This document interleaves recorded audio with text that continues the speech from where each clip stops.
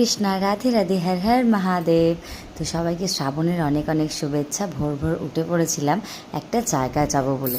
তো গোপুকে তো না রেডি করে বা বাড়ির না পুজো করে সেই জায়গাটা যাওয়া যেত না, তাই ভোরবেলা 3টের সময় উঠেছি, উঠে পুজো করলাম। আর এখন 4:24 বাজে, রেডি সেডি হয়ে বেরিয়ে পড়েছি।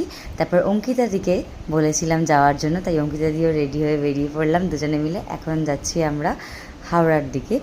তো গেস করতে পারছো কি কোথায় যাচ্ছি?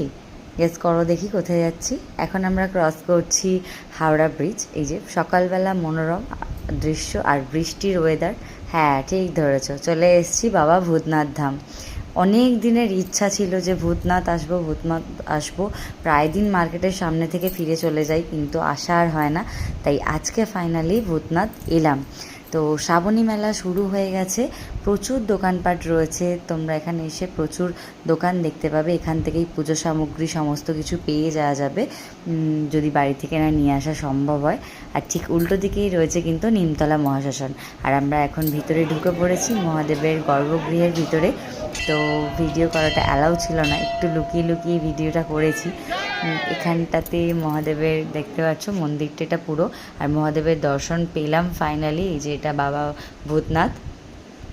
মহাদেবের দর্শন পাওয়াটা খুবই ভাগ্যের ব্যাপার।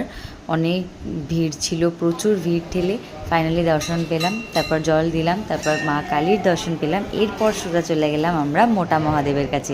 এনাকেই বা কেন আর বাদ দিই, তার থেকে বড় কথা আমাদের আজকে অভিষেক করানোর ছিল। তাই আমরা চলে গেলাম সোজা মোটা মহাদেবের মন্দিরে।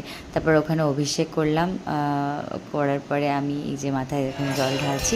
তারপর তো পূজারি এসে পুজো শুরু হয়ে গেল। অনেকক্ষণ থেকে আমরা দাঁড়িয়ে দাঁড়িয়ে ওনার অভিষেক দেখলাম, ওনার রাজ অভিষেক দেখলাম। সমস্তটা ভালোভাবে হওয়ার পর আমরা বেরিয়ে পড়লাম বাড়ির উদ্দেশ্যে। আর এখন আমরা আছি রামকৃষ্ণ ঘাটে।